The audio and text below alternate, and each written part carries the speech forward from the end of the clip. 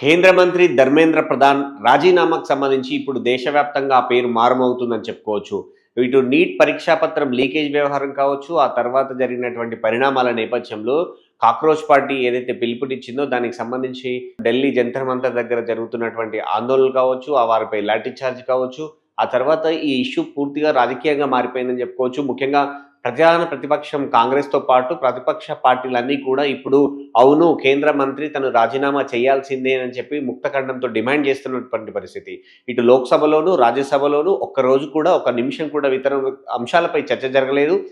సభ మొదలు కాగానే ప్రభుత్వం నుంచి విజ్ఞప్తులొచ్చినాయి. నీట్ అంశంపై చర్చిద్దామని చెప్పినప్పటికి కూడా, లేదు దానికి బాధ్యత వహించాల్సిందే. దాదాపు 20 మంది చనిపోయారు. వందల మంది ఇటు లాఠీ చార్జ్‌లో దెబ్బలు తగిలాయి. క్రూరంగా వ్యవహరించింది ప్రభుత్వం. తీవ్రంగా అణిచివేసే ఉద్దేశంతోటి ఇంతటి దారుణానికి ఒడిగట్టింది కాబట్టి, దానికి మూలమైనటువంటి పరీక్షా పత్రం విషయంలో కేంద్ర విద్యాశాఖ మంత్రి ధర్మేంద్ర ప్రధాన్ బాధ్యత తీసుకోవాలి. ఆయన వైదొలగాల్సిందే అనేది ప్రతిపక్షాల డిమాండ్. ఇటు యూత్ కావచ్చు, అలాగే కాక్రోచ్ పార్టీ డిమాండ్ కూడా కనపడుతోంది. అయితే నిజానికి ధర్మేంద్ర ప్రధాన్ విషయానికొస్తే అసలు ఆయన నేపథ్యం ఏంటి? బీజేపీ కూడా ముఖ్యంగా నరేంద్ర మోడీ ఇటు విషయం కావచ్చు, అలాగే బీజేపీ కావచ్చు, ధర్మేంద్ర ప్రధాన్‌ని అంత వెనకేసుకురావడానికి ఎందుకు అంతగా వెనకేసుకొస్తా ఉంది? అసలు ఎందుకు అంత ప్రాధాన్యతనిచ్చారు ధర్మేంద్ర ప్రధాన్ విషయంలో అనేది గనుక మనం ఒకసారి చూస్తే, ధర్మేంద్ర ప్రధాన్ రాజకీయాల్లోకి వచ్చింది తన తండ్రి వారసత్వంతోటే వచ్చారని చెప్పుకోవచ్చు. తన తండ్రి కూడా కేంద్ర మంత్రిగా పనిచేశారు గతంలో. ఆయన సొంత రాష్ట్రం ఒడిస్సా. సో, ఒడిస్సా నుంచి ఆయన విద్యార్థి దశ నుంచే రాజకీయాల్లో ఉన్నారు.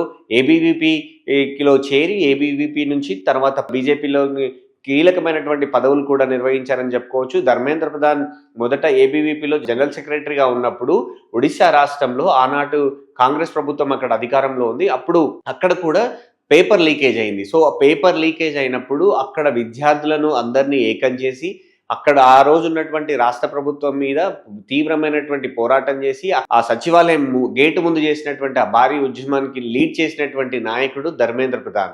సో, అక్కడి నుంచి ఇప్పుడు తన శాఖలో పేపర్ లీక్ అయింది. తనే కేంద్ర మంత్రిగా ఉన్నారు.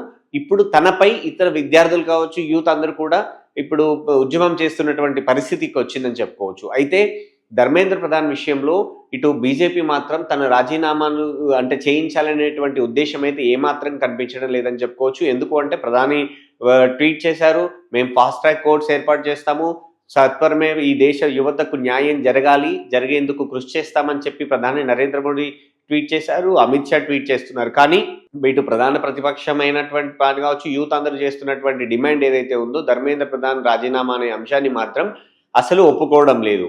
ఆ విషయంలో మాత్రమే ఇప్పుడు పీఠముడి కొనసాగుతోంది. అసలు ధర్మేంద్ర ప్రధాన్ విషయానికి వస్తే, ధర్మేంద్ర ప్రధాన్ ఆ బీజేపీ నుంచి రాజకీయాల్లో యాక్టివ్‌గా ఉన్న తర్వాత మొదట ఎమ్మెల్యేగా గెలిచారు. ఆ తర్వాత 2004లో లోక్సభకు గెలిచి వచ్చారు. ఆ తర్వాత తనకు లోక్సభకు ప్రాతినిధ్యం వహించినప్పటికీ కూడా బీహార్ నుంచి, అలాగే మధ్యప్రదేశ్ నుంచి రాజ్యసభకు పంపింది బీజేపీ. సో, తను ఎంత కీలకమైనటువంటి నేతనో అర్థం చేసుకోవాలి.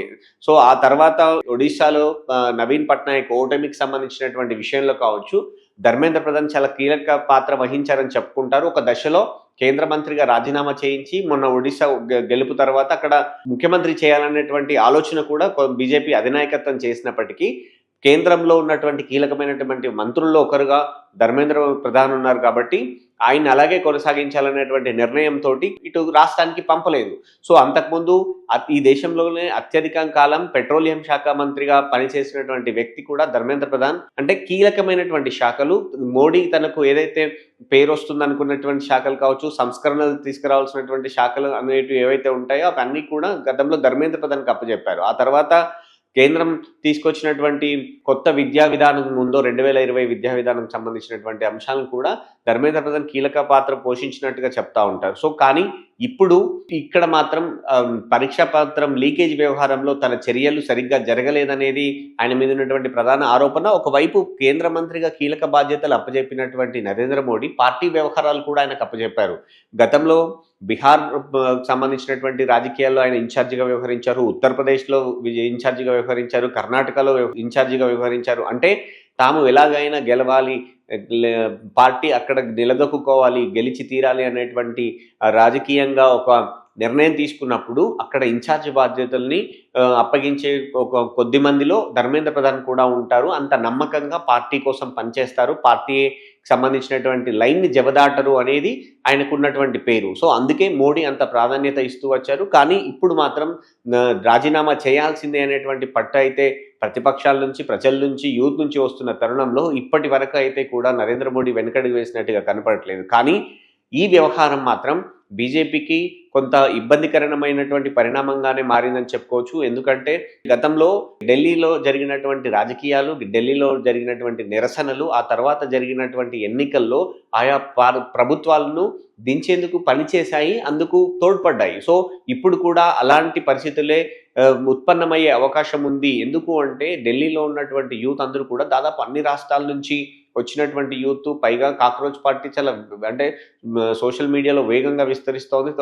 తనకంటూ ఒక ప్రత్యేకత సంతరించుకుంది. అలాంటి చోట అలాంటి వారిపై తీవ్రమైనటువంటి అంటే క్రూరంగా అణచివేసే విధంగా పోలీసులు వ్యవహరించిన తీరు ఏదైతే ఉందో అది అందరినీ కూడా ఇబ్బందికి గురిపెడతా ఉంది. దేశవ్యాప్తంగా కూడా ఇది ఒక పెద్ద చర్చ జరుగుతూ ఉంది. ఇంత క్రూరంగా వ్యవహరిస్తారా పోలీసులు? అమ్మాయిలు అని కూడా చూడకుండా వాళ్ళని కొట్టడం కావచ్చు, వాళ్ళ బట్టలు లాగడం కావచ్చు, టియర్ గ్యాస్ షెల్స్ ప్రయోగించడం కావచ్చు, ఎత్తుకొని పోవడం కావచ్చు, అంటే లాఠీలకు ఇనుప ముక్కలు పెట్టి మరీ కొట్టారు అనేది చాలా స్పష్టంగా వీడియోల్లో కనపడుతోంది. ఇంత క్రూరంగా వ్యవహరించినటువంటి పోలీసుల మీద, ప్రభుత్వం మీద తీవ్రమైనటువంటి వ్యతిరేకత వస్తున్న నేపథ్యంలో ధర్మేంద్ర ప్రధాన్ రాజీనామా చేస్తారా అనేది అందరూ కూడా ఆసక్తిగా ఎదురుచూస్తున్నటువంటి. ఎంత ఆసక్తి ఉందంటే ఒక నకిలీ రాజీనామా పత్రం కూడా వచ్చింది. అంటే ధర్మేంద్ర ప్రధాన్ విద్యాశాఖ మంత్రిగా రాజీనామా చేస్తున్నానని చెప్పి ఒక నకిలీ రిజైన్ లెటర్ అనేది బయటకు వచ్చిన క్షణాల్లో అది వైరల్ అయ్యింది. అంతలా ఇక్కడ దేశంలో దాని మీద చర్చ జరుగుతున్న సందర్భంలో ధర్మేంద్ర ప్రధాన్ అయితే బీజేపీకి అత్యంత కావలసిన వ్యక్తి,